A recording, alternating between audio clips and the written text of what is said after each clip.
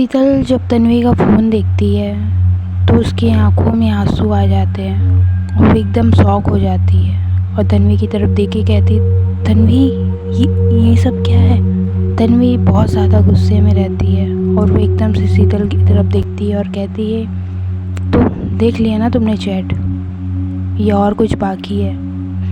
एक काम करो, तुम पूरी फ़ोन चेक कर लो, जो भी देखना है जो भी चेक करना है चेक कर लो, तब तुम्हारे दिल को तसल्ली मिलेगी, तब शायद तुम्हारे मन का जो ये शक है वो दूर हो। शीतल एकदम से तन्वी के पास जाती है और कहती है, ये सब तुमने मुझे बताया क्यों नहीं अगर ये सब था तो। तन्वी शीतल के हाथ से अपना फ़ोन लेती है और कहती है, हाँ ये सब मैं तुम्हारे लिए ये सरप्राइज़ प्लान कर रही थी।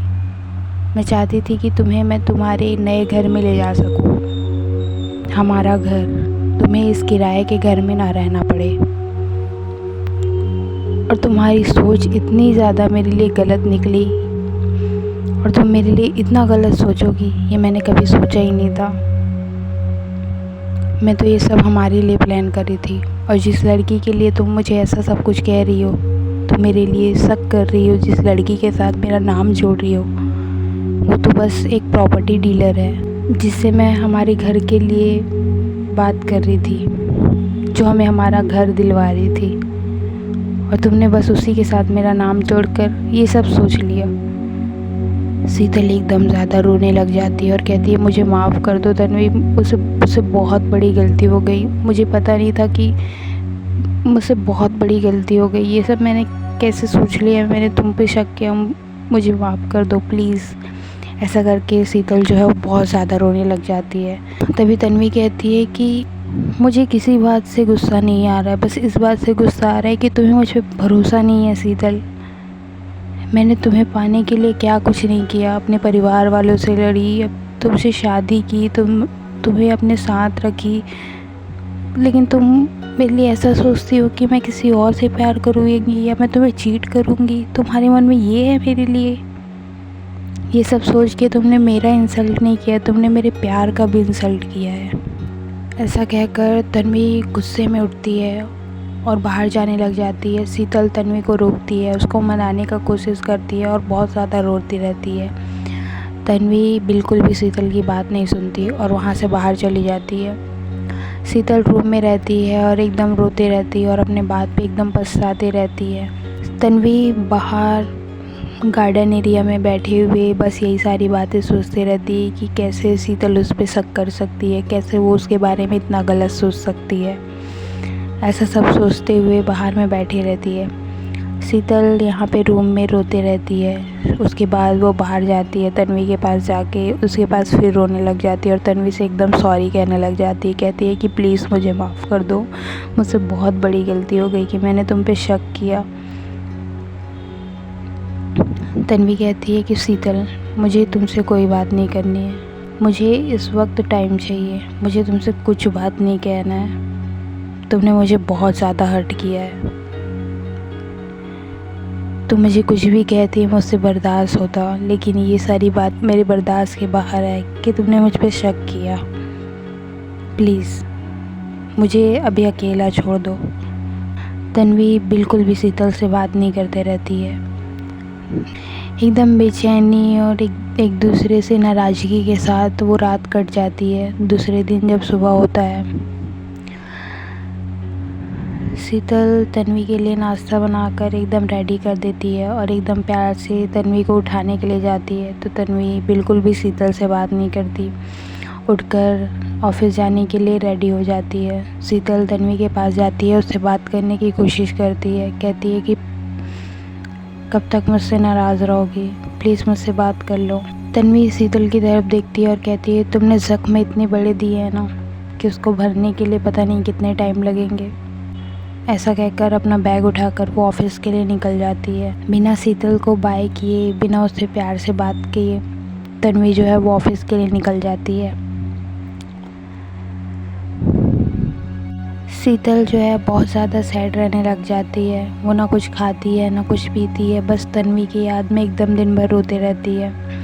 तन्वी को बार बार कॉल करती पर तन्वी उसका कॉल ही रिसीव नहीं करती। उन दोनों के बीच में बहुत ज़्यादा मिसअंडरस्टैंडिंग हो जाता है। वो दोनों एक दूसरे से ठीक से बात करना बंद कर देते हैं। तन्वी को बहुत ज़्यादा बुरा लगा रहता है कि शीतल उस पर कैसे शक कर सकती है, कैसे वो किसी और का नाम उसके साथ जोड़ सकती है, कैसे शीतल ने मेरे बारे में ऐसा कुछ सोच लिया।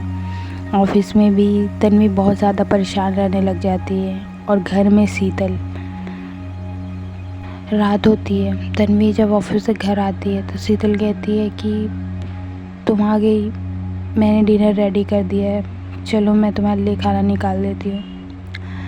तन्वी कहती है कि मैं बाहर से खा के आई हूँ, मुझे भूख नहीं है, तुम खा लो। ऐसा कहकर वो रूम में चली जाती है। उसके बाद शीतल जो है वो खाना नहीं खाती।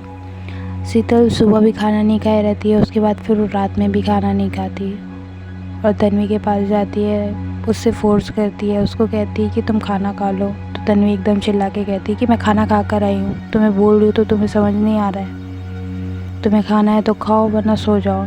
ऐसा कहकर वो बेड में जाकर सो जाती है। शीतल को बहुत ज़्यादा बुरा लगता है। फिर वो भी चुपचाप जाकर तन्वी के बगल में सो जाती है। शीतल तन्वी से बात करने का ट्राई करती है पर तन्वी जो है उसको एकदम से इग्नोर कर देती है और उससे बात ही नहीं करती। सुबह होती है तो शीतल बहुत ज़्यादा परेशान रहती है। रात में उन दोनों की उस बहस की वजह से शीतल की आंखें नम रहती है।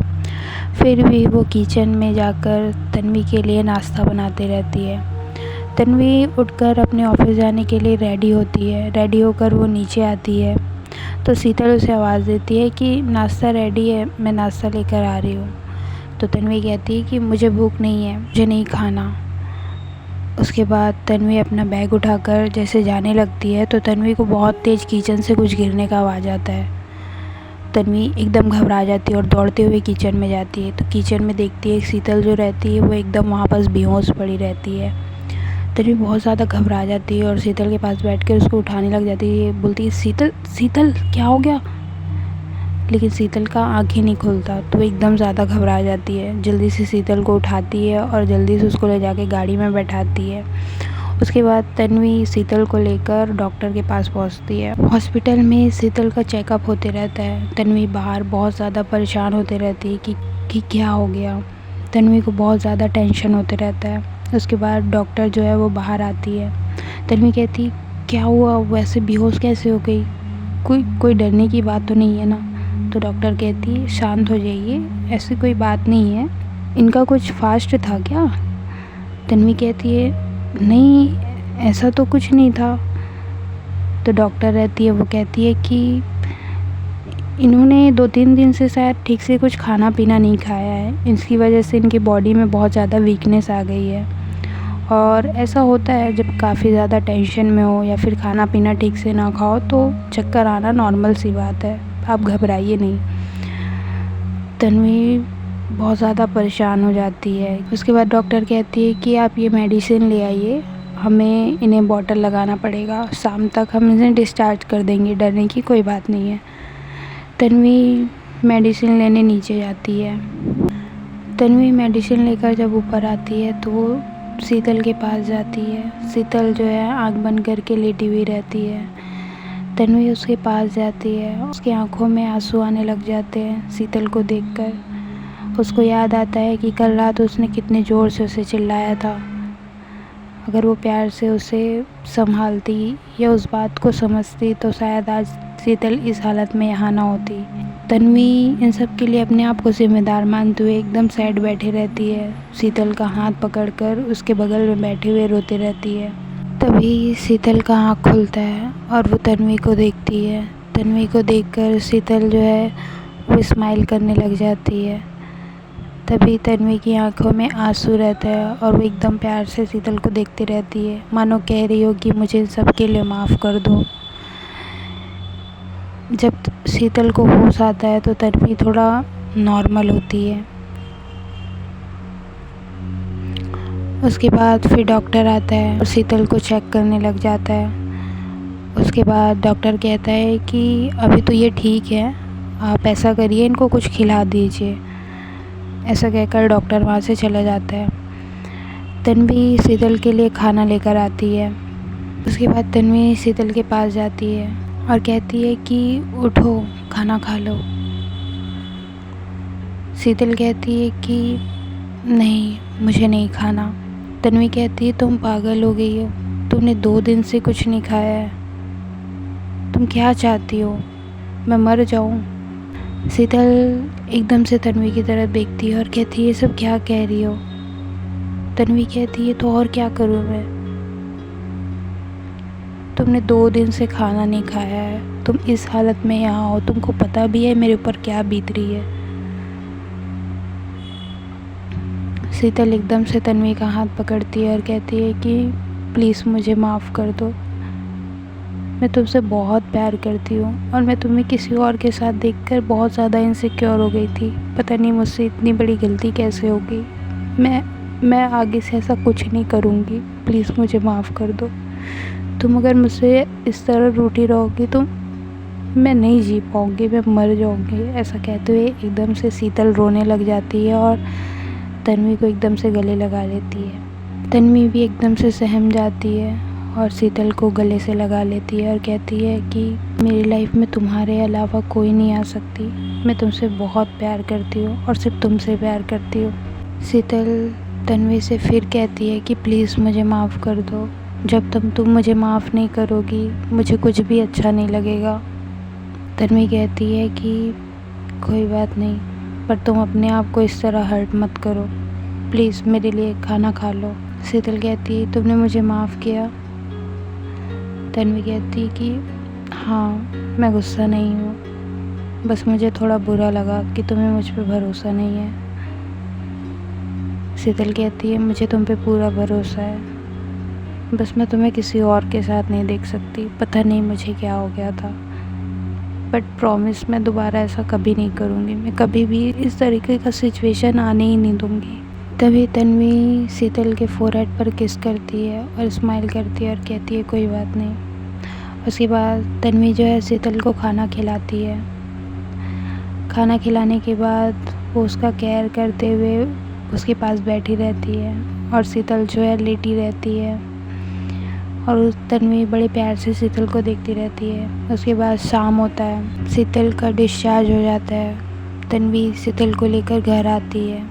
घर आने के बाद शीतल को बेड पर लेटाकर तन्वी उसके पास बैठती है और कहती है तुम मेरी पूरी लाइफ हो, कभी दोबारा ऐसा मत करना, मैं तुमसे बहुत प्यार करती हूँ, मेरी लाइफ में जो कुछ भी है तुमसे है और तुमसे ही रहेगा, मेरी लाइफ में कभी भी कोई भी नहीं आ सकती, सिर्फ तुम हो और तुम ही रहोगी। शीतल एकदम से तन्वी को हग कर लेती है और वो दोनों एक दूसरे की आंखों में देखने लग जाते हैं। फिर तन्वी जो है धीरे से शीतल को किस करने लग जाती है। किस करते हुए एकदम से शीतल के ऊपर लेट जाती है और एकदम से उसको किस करने लग जाती है और कहती है कि मुझे तुमसे बहुत प्यार है। शीतल तन्वी के फोरहेड पर किस करती है और कहती है मुझे भी तुमसे बहुत प्यार है और सिर्फ तुमसे प्यार है और किसी से नहीं।